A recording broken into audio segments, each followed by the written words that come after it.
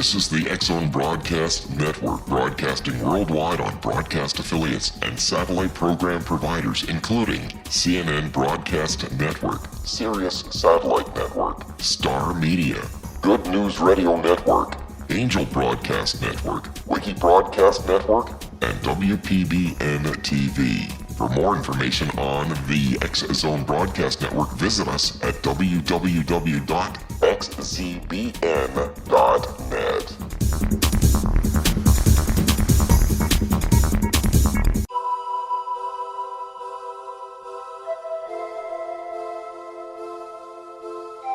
If you're a seeker, don't miss the inspiring book Shamanic Awakening, Between the Dark and the Daylight.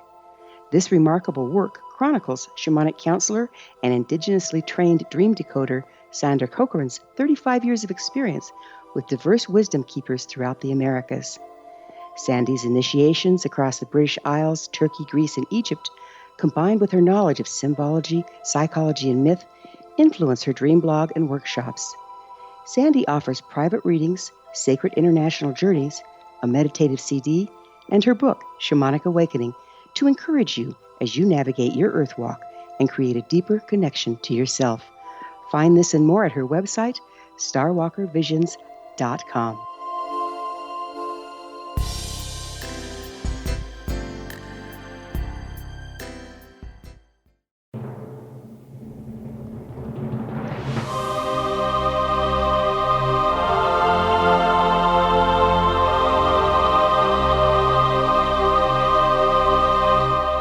The Science of Magic with Gwilda Wiyaka is largely an opinion talk show. All opinions, comments, or statements of fact expressed by Gwilda Wiyaka's guests are strictly their own and are not to be construed as those of the Science of Magic or endorsed in any manner by Gwilda Wiyaka, Relmar McConnell Media Company, its affiliated networks, stations, or employees.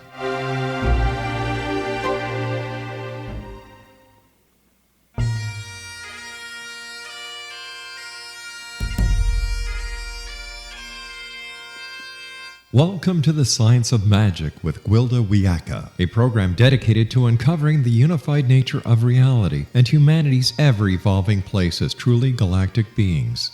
For more information on the Science of Magic with Gwilda Wiyaka, visit us online at www.thescienceofmagic.net.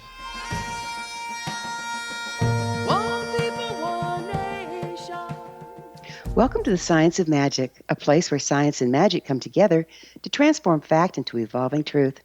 We're proudly coming to you through the ever-expanding X-Zone Broadcast Network, xzbn.net, and can also be found on our website, thescienceofmagic.net. I'm your host, Gwilda Wiyaka. This hour we'll be exploring infinite possibility. We're all living under a grand enchantment, diametrically opposed to the way life works. Many believe the world to be a harsh, hostile place we must control in order to survive. We've been convinced the only way to get what we need is to wrest it from the system or to trick it out of someone else. In our current polarized world, this has become our reality as we create what we believe. The more of us believing in a thing, the stronger that reality becomes and the more difficult to transcend. As long as we and those around us see ourselves as victims in competition with the world and each other for our basic needs, we're powerless to create. We're as children in a small playpen with not enough toys to go around and no more forthcoming. The current reality serves a consumer-driven system, so naturally it promotes it. We live in reversal, in fear of lack and in competition with each other, rendering us predictable and controllable.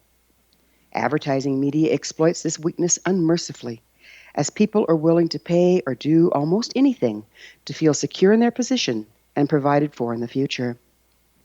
What's the way out of this dilemma? Virtually all religions advocate trust and faith. We've come to translate faith as in an agreed-upon deity. I would argue that the original and most profound meaning is to have faith and trust in the way life works. Life is synergistic, self-sustaining, and self-perpetuating. Having trust and faith alone won't provide for us.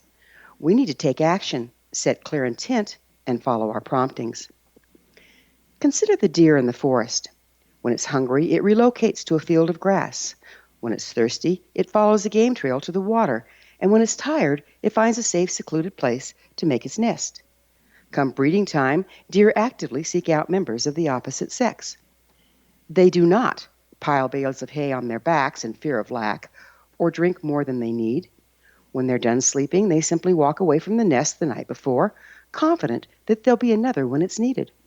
And they don't buy fancy cars, wear perfume and aftershave, or have silicone implants to attract a mate.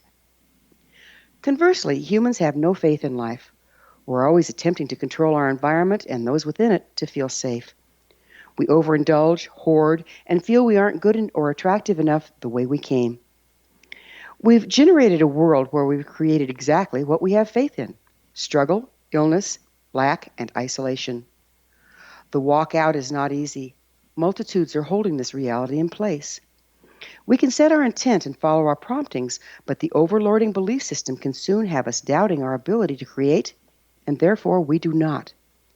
It's ever so important to keep the faith and surround ourselves with others who encourage our dreams.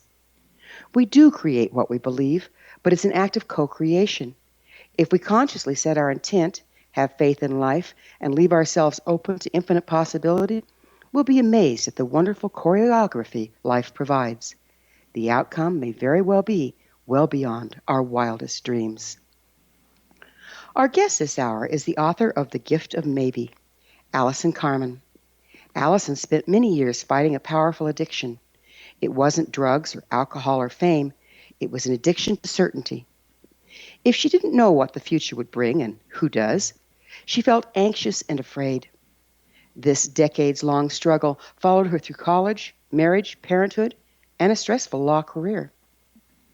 Allison is in a constant battle with this unwinnable that's sapping her energy, attention, and spirit, until the day she discovered the power of maybe. Today, Allison works as an author, life coach, and business consultant. She also writes a blog for the Huffington Post and Psychology Today. Allison has made several television appearances and is a guest lecturer at the Institute of Integrative Nutrition.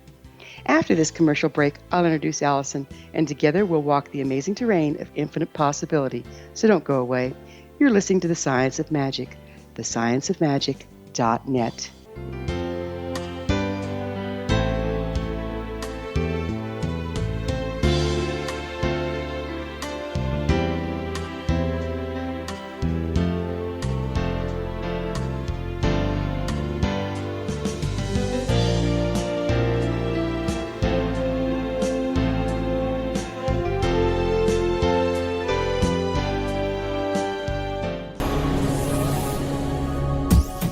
This is the X-Zone Broadcast Network, broadcasting worldwide on broadcast affiliates and satellite program providers, including CNN Broadcast Network, Sirius Satellite Network, Star Media, Good News Radio Network, Angel Broadcast Network, Wiki Broadcast Network, and WPBN TV. For more information on the X-Zone Broadcast Network, visit us at www.xzbn.net.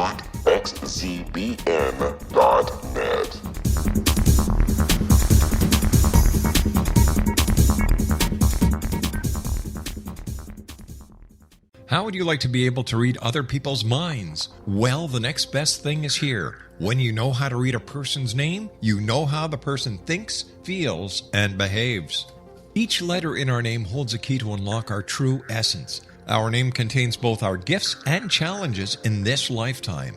Mnemology science discovers personality secrets hidden in the placement of the letters of our names, including the first and last impression people remember about us. Sharon shows us how to interpret the arrangement of letters as outlined in her book, Know the Name, Know the Person. Sharon Lynn Wyeth created mnemology science after 18 years of research and testing her theories, and has supported thousands of people around the world in understanding themselves and others better. You'll enjoy Sharon's unique teachings as she shares her system to learn the gifts behind your given birth name. Even if you don't like your birth name, there are jewels in this book. If you're thinking of changing your name, ready to name your child, or wanting to get along better with others, this is the book for you. If you'd like to improve your relationships and change your life for the better, get the book today, Know the Name, Know the Person, or visit www.knowthename.com. That's www.knowthename.com.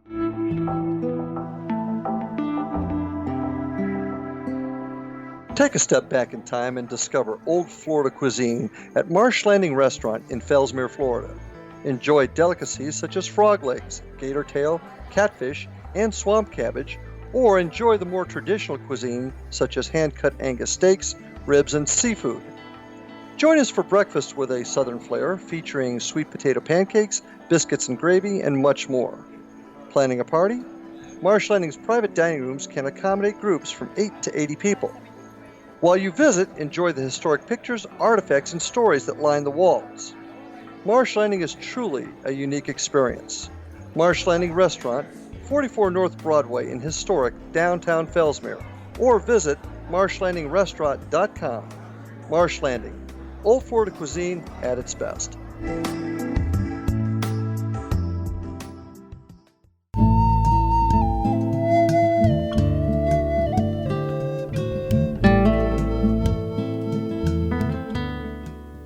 Welcome back, folks. This is The Science of Magic, dedicated to unification and evolution of consciousness. I'm your host, Gwilda Wiyaka. Our guest this hour is life coach, business consultant, blogger, and author of The Gift of Maybe, Allison Carmen. Her website, AllisonCarmen.com. Allison, thank you for joining us on The Science of Magic. Oh, thank you so much for having me today. You said you were addicted to certainty, and yet we live in an ever-shifting landscape. Is certainty even a possibility, or is it an illusion? Oh, that's a great question. Certainty is an illusion. And I think intellectually, most of us know that there's no certainty, but emotionally we don't. And that's where the suffering comes. That's where the grasping comes. And that's where, you had talked about in your first segment that this needing for security creates this grasping. So I think it's on the emotional level that we can't handle it because we're so afraid we're not okay. So yes, certainty is an illusion, but most of us make believe because we can't handle it that it's real. So we're trying, when we're trying to be certain about something, aren't we attempting to control the uncontrollable? Yes, we are. But we're so frightened that we're not okay. So what we do, how we set this up, is that we're frightened and we feel very, very vulnerable at the unknown. We don't realize that we suffer because we think we know.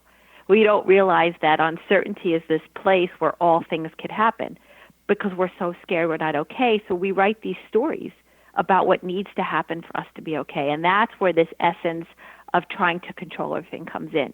It's the fact that we're frightened, so we write the story. I need to have this job until I retire. I need to have this amount of money in the bank until I'm 50. My child needs to go to this college for everything to be okay. And we hold the stories tight, and it makes us feel in control. So we play this game. It's not on purpose. It's just out of our fear. We play this game with ourselves that this is what's going to happen. I feel safe and secure. And then we don't recognize the uncertainty in life until things don't work out as we planned. We lose the job. We don't have the money. Our child doesn't get into that college. And then we spin out of control. So until we could find our way to write another story to make ourselves feel better. And until we understand the story and the cycle of what we're doing to ourselves and how we're creating this suffering and we're grasping for something that's not even there, until we have that recognition, the cycle of suffering continues. And like you said in the first segment, we don't allow ourselves to really manifest the life that we really want. We have to shift our relationship with uncertainty. That's how it is. So if we're writing these stories, that sounds more like trying to be a controller rather than a co-creator. Is that part of the problem? Yes. And we're doing it out of our fear. We don't even realize we're doing it. So you're absolutely right. That's part of the problem. What are we afraid of? We're afraid we're not okay. Ultimately, we don't have a trustful relationship with the universe. We're frightened that the minute we don't know what's going to happen next in our life, we project things are going to be bad, or they're not going to work out, or we're not going to be able to, our children won't be okay, we won't have the job, we won't be able to pay our mortgage. And you know what's so interesting? Krishnamurti said, this great philosopher said, the reason why I'm happy is I don't mind what happens. most of us mind what happens. And that's where we get frightened, because we don't realize that just because we don't know doesn't mean it's not going to work out. And just because we don't know doesn't mean our lives can't take these beautiful turns. And reality is, it's the not knowing that creates the life that we want. It's our ability to hang out in the unknown with that trust and faith that we really manifest everything that we're supposed to in our lifetime. You know, this brings to mind a biblical reference that Adam and Eve were kicked out of the garden from eating of the tree of the knowledge of good and evil. And that sounds to me like what we're talking about here, in that they chose to judge things as either good or bad and then act accordingly, rather than being neutral and openly receptive of whatever came their way. Right. Yeah, we're always judging every minute we know. We think we know what's good, what's bad. You don't know. And it's actually beautiful not to know. But the problem is that we're talking about trust and faith and relationship with the universe. If people are afraid of uncertainty, they can't get to that place. And that's, for me, what happened. That's where my addiction was, that I wanted to know because I didn't feel safe. And even though on an intellectual level I said, well, if I could just have faith in life, if I could just trust things will be okay, my life would change. But I didn't have that faith and I didn't have that trust because I was so frightened. And so that's the piece I think that's catching a lot of people, that this fear and lack of relationship with the universe prevents us from getting to the place. And that's where this idea of maybe transformed me from a place of fear and lack of trust to this other place where uncertainty actually became my best friend. You know, so how has entertaining this maybe transformed your life? You used to be a lawyer and now you're a coach. How'd that come about? Well, like I said before, I was addicted to certainty, so that meant if I didn't know what was going to happen, I projected things were going to be bad or they weren't going to work out. And a lot of people, I think, in our society have this problem. And what I did is I would write stories to make myself feel better.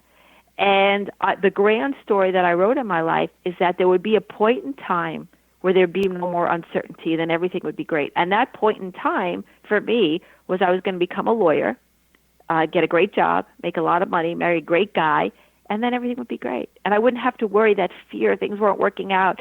And I pursued all those things. I married this great guy. I got a job at a very large law firm in Manhattan. And I remember, actually, I know it sounds very naive, but I remember walking to work my first day feeling, wow, I've arrived. Now I got a handle on life. And the second day of work, my office mate walks in and says, hey, Allison, did you hear they're firing half the first years? And I was a first year.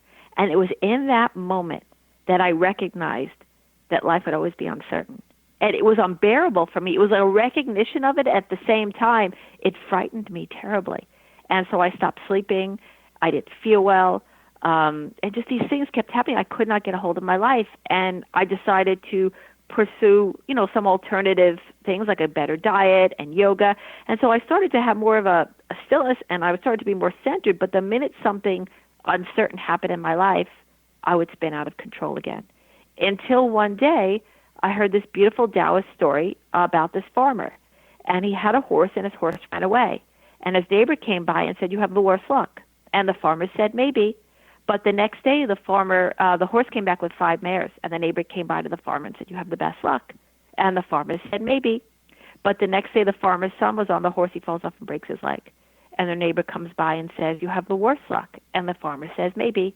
But the next day, the army comes to take his son to war, and they can't take him because his leg is broken. So the neighbor comes by to the farmer and says, you have the best luck. And the farmer says, maybe. And what's so interesting, in the Taoist tradition, the story means things are neither good or bad. They just change. But for me, the minute I heard that story, I actually felt a pop in my chest, because I realized every time I didn't know, I projected things were going to be bad. And that story just let me see that, well, whatever happens in this moment, it's going to change in the next moment. And within that change is hope and possibility.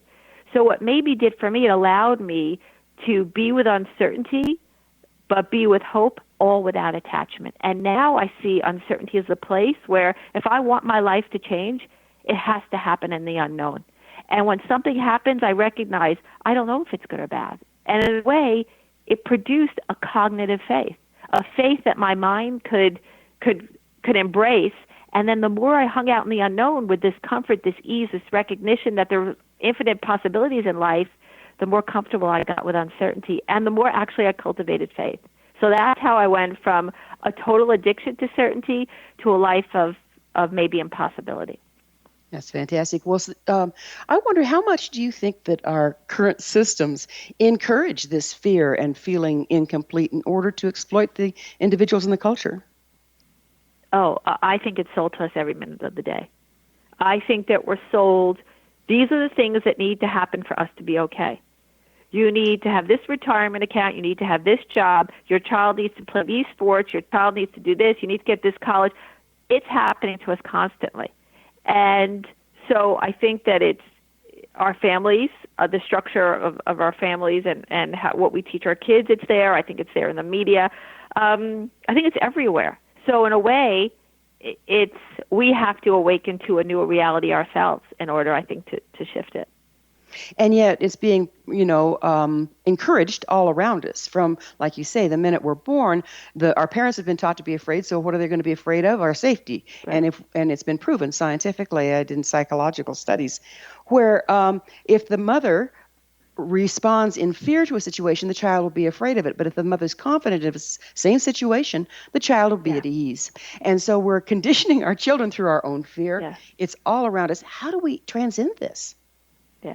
Well, for me, I actually changed this through this idea of maybe. It's incredible because it sounds like such a simple thing, right? Oh, this woman is telling me if I say maybe my life will change. But what happens is it trains your mind to think differently because it takes you from this place in your mind where you're so sure that you know what's going to happen next. Even if it's real or fake, whatever, you're so sure you know. It's this little fear that sits in your mind that controls you.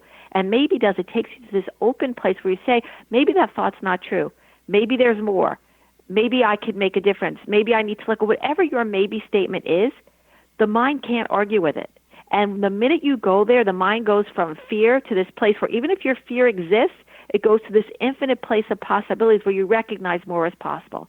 So the maybe practice, it's really incredible practice to retrain the mind to think differently. And over time, the more you engage in it, the more you are able to hang out on certainty, that's when you develop the relationship with the universe. That's when you develop faith. The problem is people are so afraid of letting go. They're so afraid of not being certain that they're not willing to go into that infinite playing field and even try out the relationship. So maybe it's a soft, little, beautiful place where we could start to think differently, live differently, shift that relationship, and expose ourselves to all that's possible.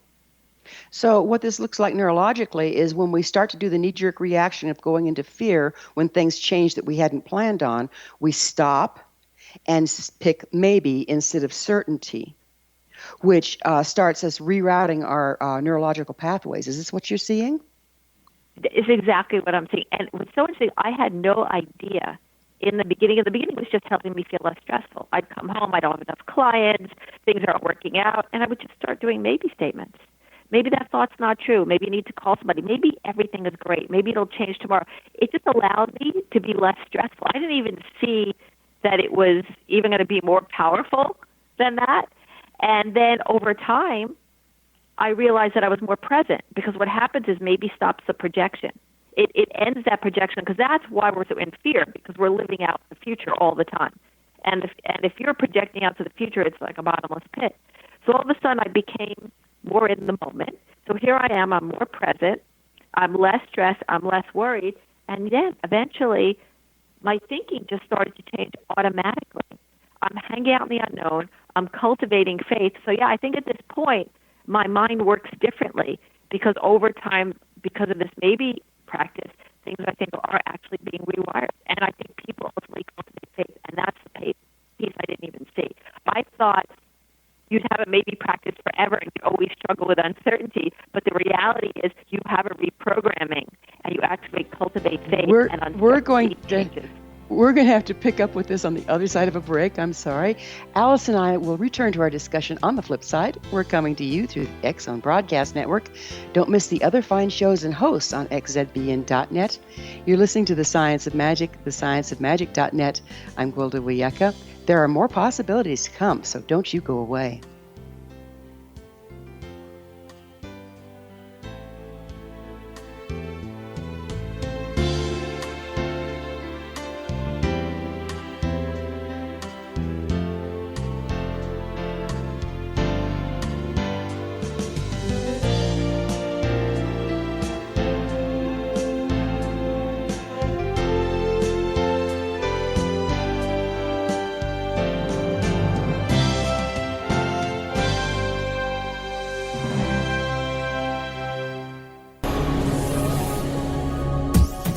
This is the X-Zone Broadcast Network, broadcasting worldwide on broadcast affiliates and satellite program providers, including CNN Broadcast Network, Sirius Satellite Network, Star Media, Good News Radio Network, Angel Broadcast Network, Wiki Broadcast Network, and WPBN TV. For more information on the X-Zone Broadcast Network, visit us at www.xzbn.net.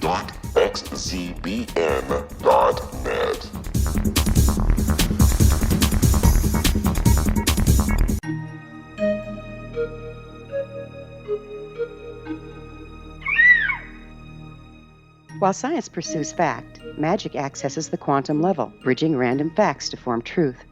As long as science and magic remain separate and polarized, the truth cannot be known. I'm Gwilda Wiyaka. Join me on the Science of Magic radio program, dedicated to unification and evolution of consciousness. During each episode, I'll be speaking with experienced and respected scientists and mystics.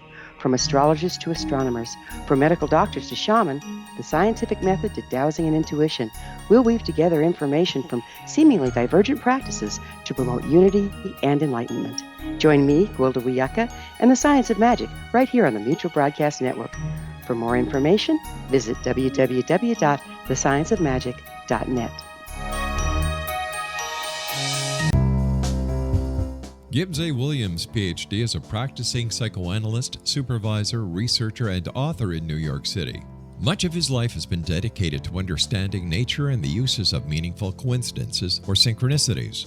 His radical and original non-Jungian, non-mystical, non-magical theory of synchronicities illuminates much of the fog surrounding this challenging and perplexing topic.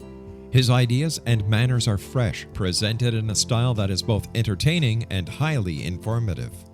He is also an expert on crisis intervention, specially focused on violence reduction for the police and citizens, mastering anxiety, frustration, and stress without the use of medication, and effectively preventing and treating heroin addiction. Dr. Williams can be contacted at his email address at gwwilliamsny11@aol.com or visit his website at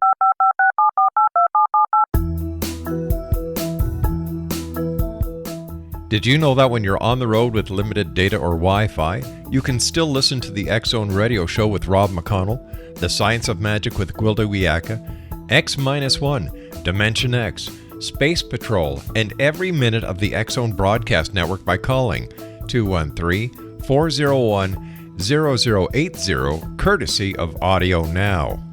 No smartphone, app, or internet needed. It saves your data plan and it's free if you have unlimited minutes.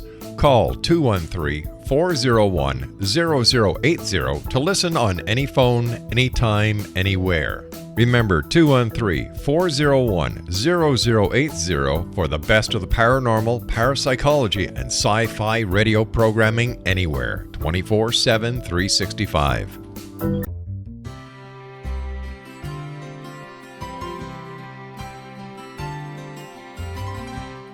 True healing must address 4 levels: physical, emotional, mental, and spiritual, for us to live joyful and productive lives. We tend to treat 3 of the 4, leaving the spiritual languishing. If you're tired of the same dysfunctional patterns cropping up in your life, Soul Balancing is for you. Trixie Phelps, owner and founder of Soul Balancing, is a naturally gifted energy healer trained in numerous esoteric forms, including shamanism. Trixie has created a powerful modality that safely and effectively clears your energetic field. A soul balancing session can remove interference, heal trauma, and restore your hope. Contact Trixie for a life-changing long-distance session today, www.soulbalancing.world.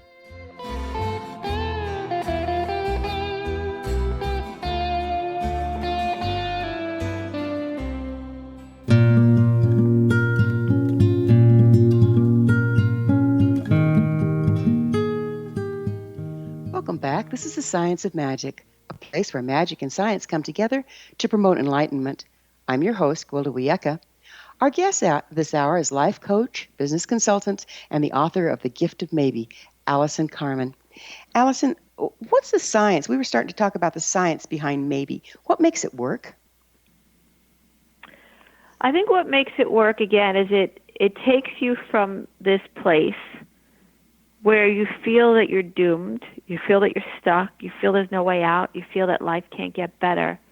And it brings you to a place where you recognize that maybe more is possible. It doesn't demand it. See, the problem is that people try to engage in positive thinking. And they wake up in the morning and they try to think, today's the day that I'm going to get the client, my child's going to make the play. And if people are afraid of uncertainty, the minute something uncertain happens, negative thinking is going to take over and they're going to lose the positive thoughts. So the idea about maybe is it always challenges this judgment that we have about what's happening in the moment. We recognize, I don't know if it's good or bad, and maybe things will get better, maybe they'll change. It's always offering us hope and possibility and the unknown, challenging these negative places that we go, these stuck places. So I think it invites us to the infinite field of possibility, and it gives us a platform to stand there for the first time, even if we are afraid. And that's what's beautiful about it. So if we are thinking positive, we're polarized in the positive. If we're thinking negative, we're polarized in the negative. Both tend to be taking the events of the past, superimposing them on the present, and making a rerun out of the future. But maybe is neutral. Is this what you're getting to? First of all, you said that beautifully about positive thinking and negative thinking. It's hope without attachment. So it's more than, I wouldn't say it's neutral, because it allows us to be hopeful. You know, in the field of maybe, could things be bad? Sure, but they could also be good, and that's where the hope comes from. So it brings us to it's not neutral. It's neutral from the judgment, is this good, is this bad, but allows us to be open to the future with hope that life could get better, that hope that we could achieve our goals, that hope the world could be a better place, we could find more peace. So that's the neat thing about it, is that we don't have the attachment from the suffering, but we do feel hopeful enough to move forward and open enough not to get stuck in all these negative beliefs that we have. Got it. Do you see children readily embracing maybe through their imagination, when they're young? And then what happens? Why do they lose that natural ability as they mature? Unfortunately, they lose it because either their parents, who are usually the best of intent, they have their own fears, and they believe that for their child to be successful, they need to do a certain thing. You need to go to college. You need to not, doodle all day. You need to get busy. So what we do is, through our own fear, we strip our children of that creativity, that imagination. Not all parents, but a lot of us do that. And I think also they go to school and they're taught a certain way. We're always teaching our children, have a plan, make sure you know, so you'll be able, just because something bad happens, you'll be prepared for it. And in reality, the best way to be prepared for life is to have this openness to believe in maybe, because we don't know what's going to happen next. And in order to find this sturdiness within ourselves, this resolve, we have to have a place to stand. And I say that maybe is the place to stand, because maybe allows you to be so present, because you're not projecting the future, you're not worrying about the future, so you land in the present. So our children can land in the present. You see things for what they are in the moment. So it's not like this Pollyannish thing where you're like, oh, things will just work out. You're not saying that. You're very present. You see what things are happening today, but at the same time, you have the strength and resolve to make changes, to act, to do what you think is necessary. So that's what's so beautiful about it. It gives children back that creativity and that imagination, but at the same time, a really solid place to stand in the moment. So you get both imagination and a groundedness at the same time.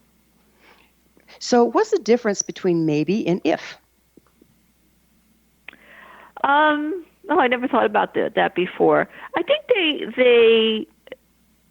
they kind of have a relationship with each other. I've never worked with the word if before.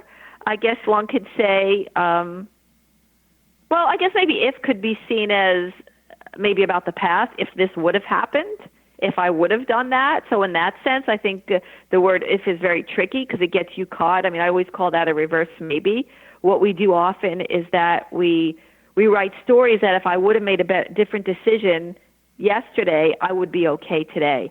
And we live in such regret that it prevents us from moving forward because we think we missed out on that one opportunity life would have gotten us. And we don't realize that if anything would have been in the past, anything that would have happened differently, maybe we wouldn't be here today. Maybe it wouldn't be better. Maybe everything that happened was supposed to happen. And all we know is in this moment, here we are with the hope and possibility that moving forward we could have the life that we want. So if we look at if as something that's creating regret from the past, it's not a really great word for us to use. So how can maybe help with manifestation? How does that play in there? Because if we're staying neutral and saying, well, maybe it's good, maybe it's bad, neutral isn't active. So how do we transcend that into manifestation? Right. Well, I think maybe what it does, it again, it's not neutral. I think that the fact that we're not judging if it's good or bad in the moment releases us to manifest. Because the reason I think we don't manifest is in this moment we're so busy judging what this means that we shut down. This is bad, this is horrible, things can't change, my life will never be different. Boom, there's no manifestation. So it's maybe allows you this lack of judgment which opens you up. Maybe I could still have the life that I want. Maybe there's something else out there. Maybe I need to change my thought. Maybe I need to change my job. So here you are.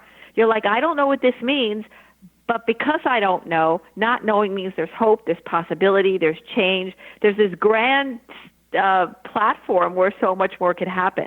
So again, it allows you the hope without the attachment. I'm willing to be hopeful. I'm willing to engage in all these things I want in my life. And I realize I don't know what's going to happen, but whatever happens, I'm going to be game to keep working, to keep changing, to keep availing myself to new things. So I think that's where the manifestation happens. I think we don't manifest because we think we know.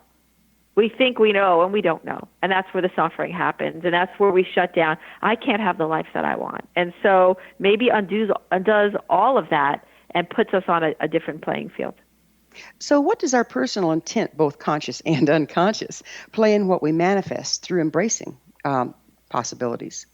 Well, I think I think your intent is, you can have an intent, right? My intent is I want to grow a business. I want to make the world more peaceful. I think intent's very important because it's the initial energy of what we're going to do in our lives.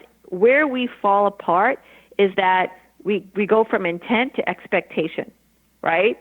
I intend this to happen, and then because we're so scared we're not okay, we write the story of how it has to happen. So that's the part that we get caught in. We go from intent. If we could just say, I intend this, and then just let go.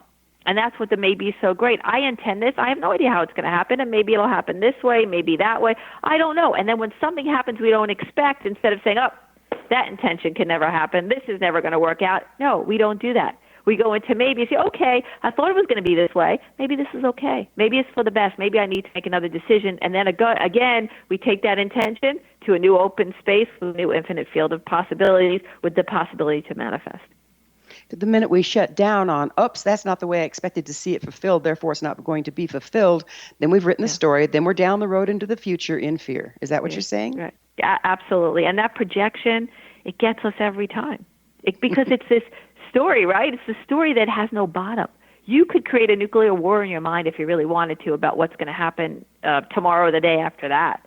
It's stopping that projection and landing in the moment and being flexible and fluid with change.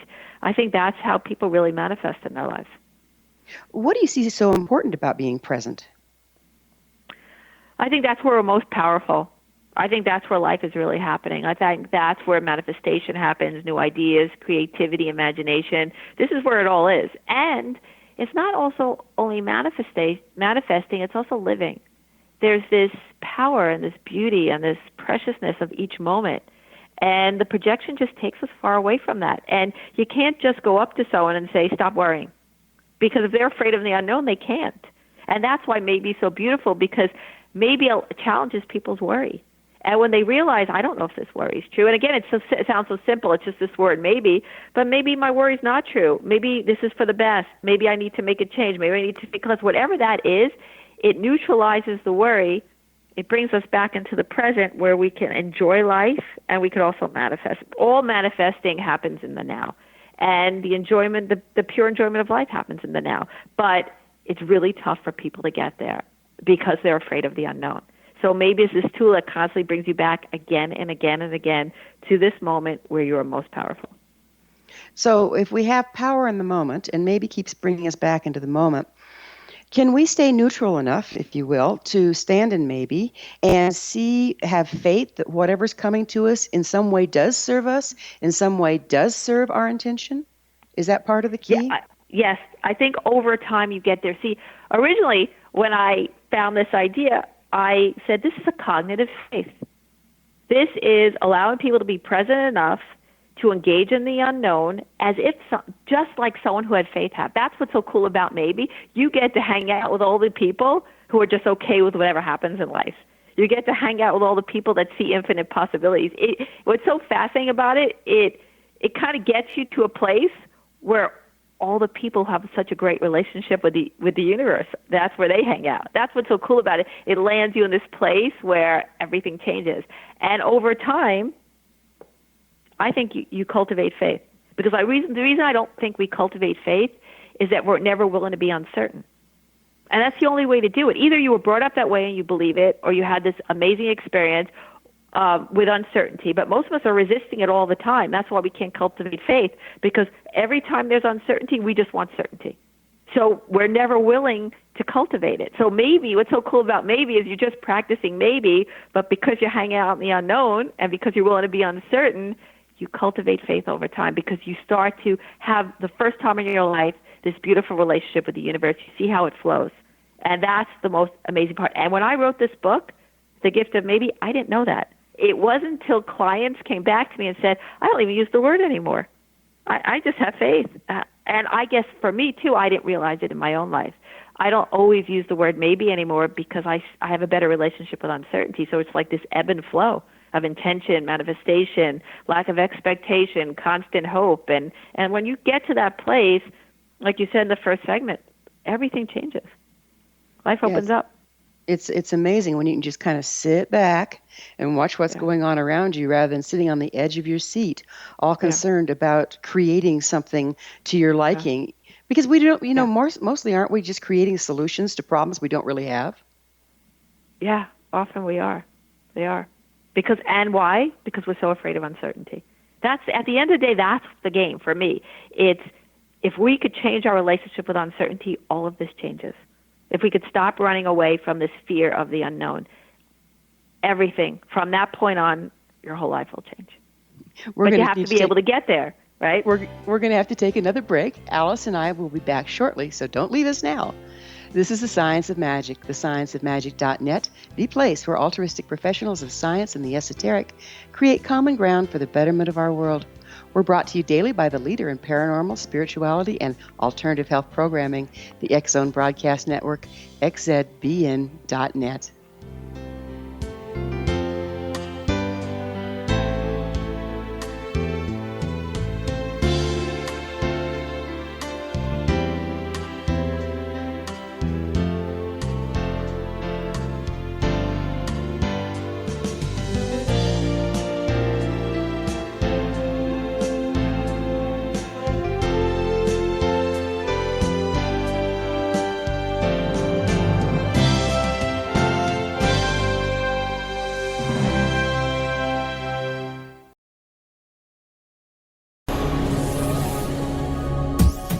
This is the X Zone Broadcast Network, broadcasting worldwide on broadcast affiliates and satellite program providers, including CNN Broadcast Network, Sirius Satellite Network, Star Media, Good News Radio Network, Angel Broadcast Network, Wiki Broadcast Network, and WPBN TV. For more information on the X Zone Broadcast Network, visit us at www.xzbn.net.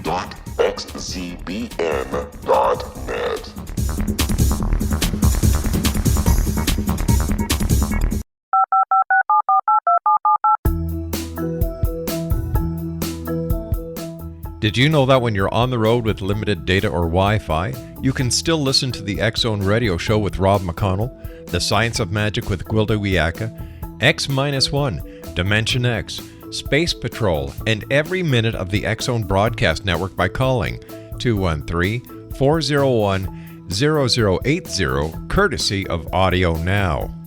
No smartphone, app, or internet needed. It saves your data plan and it's free if you have unlimited minutes. Call 213 213-401-0080 to listen on any phone, anytime, anywhere. Remember 213-401-0080 for the best of the paranormal, parapsychology, and sci-fi radio programming anywhere, 24/7, 365.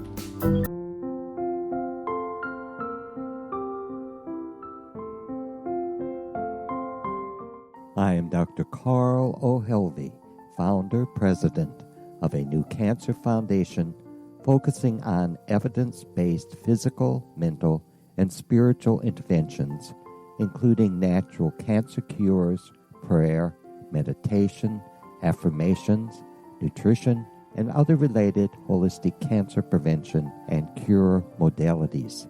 These are used in cancer education, research, and financing care.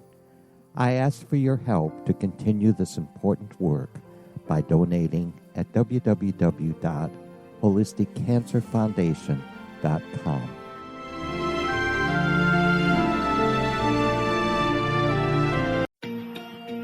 Wouldn't you love to know the secret to everything?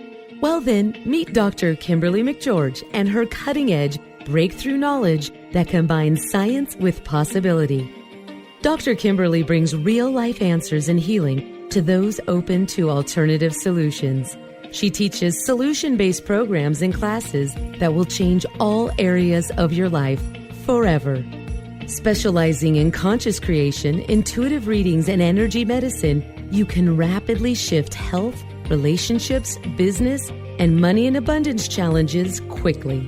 Receive her best-selling book, Secret to Everything, at no cost by going to secrettoeverything.com/X-Zone.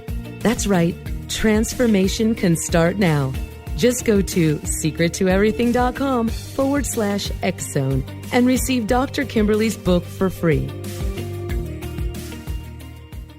Little children aren't the only ones afraid of the dark. Millions of soldiers return from war zones with PTSD, anger, frustration, fear, and loneliness, much of which surfaces during the darkness of the night. You have the chance to change the lives of these American heroes. Songs and Stories for Soldiers.us provides free MP3 players for these men and women. With a list of 3 million songs in 16 different styles, 100,000 audiobooks, and 30,000 old-time radio programs, every veteran can find something to soothe and comfort them at no cost. All our players contain an 8-hour audio program designed to help veterans fall asleep. With 1,500 plus vets now participating, it's our goal to deliver 10,000 audio players this year. Go to our website at songsandstoriesforsoldiers.us. Help us help a veteran make it through the night. You're listening to the X-Zone Broadcast Network, www.xzbn.net.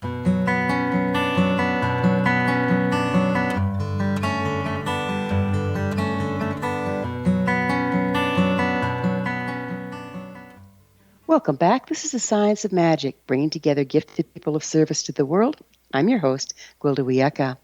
Our guest this hour is life coach, business consultant, and the author of The Gift of Maybe, Allison Carmen. Allison, we were talking about surrounding ourselves with positive people. When you start into this process, you're surrounded by who you've been when you've been in fear. And what happens when you have a whole bunch of negative people in your world and you're trying to embrace maybe? What advice do you have for our listeners? Well, I think that's a really great question.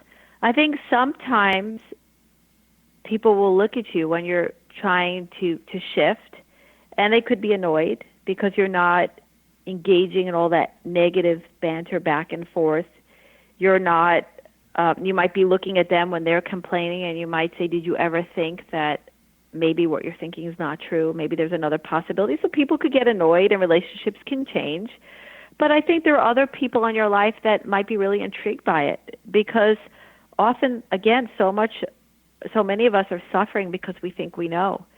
So you might have a conversation with a friend or a colleague or a relative, and you might be able to alleviate their suffering with the way you're practicing. So I think certain relationships will flourish as you communicate with people. You're helping yourself, you're helping them.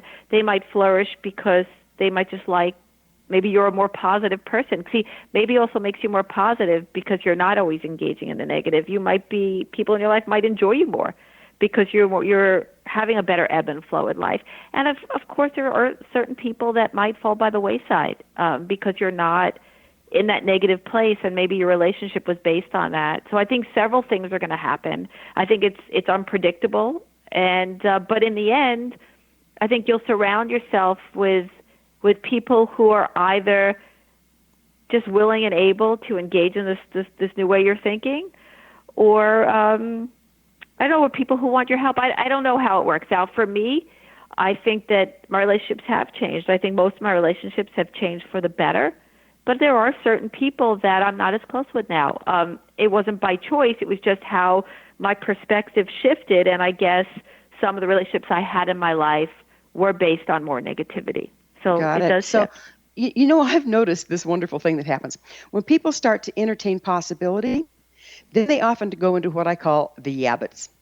And that's to say they start to imagine something they want only to say, yeah, but that won't happen because. Right. What effect does that have on outcome, and what advice do you have about avoiding that little pitfall? Yeah. Well, but that's the story. That's the fear. The fear is that I want this, but it can't happen because of what happened in my past, or it can't happen because I'm not smart enough. It can't happen because I can never have that kind of life. So that but is the fear, right? It's the fear that I can't really have the life that I want. So that's why maybe is the perfect practice for that person. And I find a lot of people who come to my office or come to work with me, that's what happens to them. They have these beautiful ideas of what they want in their life, but because they can't see how every step will move them forward, they can't see it, because we're not supposed to be able to see everything that happens next. We're only supposed to be able to see this moment and possibly have a feeling about what could happen in the future. But this fear of uncertainty is what creates that but. Because if people are willing to say, well, I'm not supposed to know, I just know that I have this great intention, I have this great idea of what I want in my life, and if they're willing not to know and they're willing to say maybe every step of the way, they're going to have the resilience and the courage to carry on. It's that need to know that makes us complacent and makes us back off what we really want. How do you know that we're not supposed to know? How do you know that? I know that I can only say I know that from my own experience. And I also know we don't know. It's almost like I said we're not supposed to know. We just don't know, right? That's the reality of life. I have no idea what's going to happen in the next 5 minutes. And I know when I try to know, I suffer. So for me, if I'm suffering and I'm hooked and I'm not in the moment, then something has gone wrong with my thinking.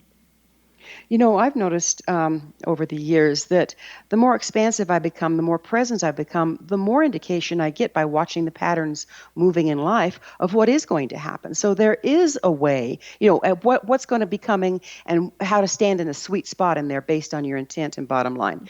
So is there a time when you can transition this absolutely having to be not knowing into one of having a little bit of a precog and a choice to where you stand and what's coming at you? I'm glad you brought that up, because that's a different kind of knowing, right? The knowing I'm talking about is the one that's based on fear, that's based on projection, that's based on I'm here and I need to know. So it's based on the story. The kind of knowing you're speaking about is when you're in the ebb and flow, when you're so present that your gut tells you what you need to do next. And even we can't really know for sure, but our gut becomes our guide. And I think that's what you're talking about, that we're so in that ebb and flow, that sweet spot, that we have feelings of what we need to do in the moment, right? And that guides us moment to moment to moment to moment. It's not a guide that will tell me what will be in 5 years, but it's always with me, so I'm always in the know in the moment. And that's where our power is. That's the greatest power, the know in the moment. So the know in the moment doesn't sound like it's a mental thing where correcting yourself to step into maybe is. Is the correction of going into maybe and retraining the brain the way to get into the gut level following your knowing in the moment? I believe for me it is. I'm sure that people could get there in many different ways, but the hook that takes us out of the moment, out of that gut knowing, is the story and the fear. So I know that, yes, I have knowledge in my life. I am a lawyer. I'm a this. So I have knowledge. But when I'm not present and I'm not in my gut, what happens is that fear takes me out of everything. It takes me out of the wisdom that I've accumulated through my knowledge, through the experiences, and also takes me out of that gut knowing. So yes, I think that maybe is a great practice to land you in that place where you have your wisdom, you have the facts that you know, you have your gut, and when you combine that all together, that's when you're most powerful. Do you think we're evolving at this time in history? And if so, how? Oh, I think that we are evolving. I think the election is almost like it's like a wake-up call for all of us to see how much uncertainty there really is and what are we going to do about it.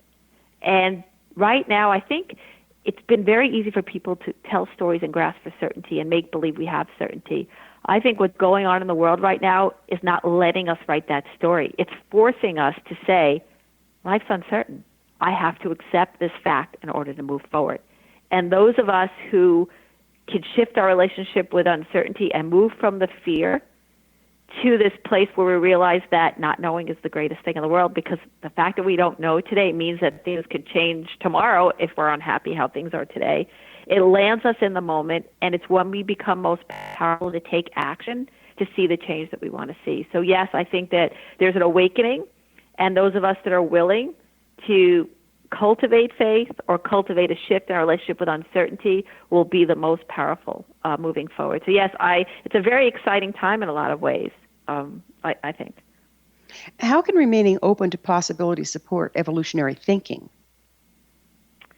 Well, I think that we don't grow, we don't change. Our consciousness cannot shift if we're stuck in fear. I think when we're willing to realize all things are possible, that life is infinite, we evolve. We evolve the minute we don't choose fear. And the problem is, how do we all get there? So for me, it was this beautiful practice that allowed that. It allows me to constantly unhook every moment from everything I'm afraid of and allows me to embrace possibility. And when I embrace possibility, I evolve as a human being because I'm not living in fear. I'm living in this place where I'm so willing to engage in life with everything that I have. And I think that's how we elevate consciousness. And when you're not afraid, what are you? Love. So we're love, we're open, we're possibility, and we just shift and we rise as human beings. How can we tell the difference between just standing in infinite possibility and being Pollyanna and in denial? How can we tell which one we're in? That's a really good one because I think often that's the biggest challenge that I get from people with the idea of maybe. They say, oh, maybe everything's going to be okay. That's so naive. How could you say that? And I think there's a huge difference. I think that if you're present, if you recognize that we don't know, and if you're present, really present, you see that life has infinite possibilities. It's just a story we're telling. So possibilities mean I don't know what's going to happen tomorrow, right? We know I don't know what's going to be tomorrow. Therefore, things could change and more things are possible. It's not a Pollyannish type of view. It's a view. It's a logic. For me, it's a logical view that in this moment I can't know, and because that I don't know more things are possible. I think people want to argue with it because they don't want to let go of their fear. Yeah, they want to know so badly, right? Exactly. They're going to argue something else. Yeah, we get attached to our own fear because it becomes comfortable, and that is our reality. Right.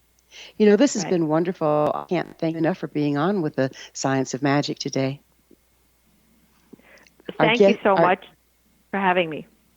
All right. Our guest this hour has been life coach, business consultant, blogger, and the author of The Gift of Maybe, Allison Carmen. Her website, AllisonCarmen.com. This has been The Science of Magic. Remember, you can always listen to past thought-provoking episodes on our website, thescienceofmagic.net. Don't forget to join us on the next episode of The Science of Magic. But until then, dear ones, may you be blessed with knowledge and comforted with love as you live a life of infinite possibility.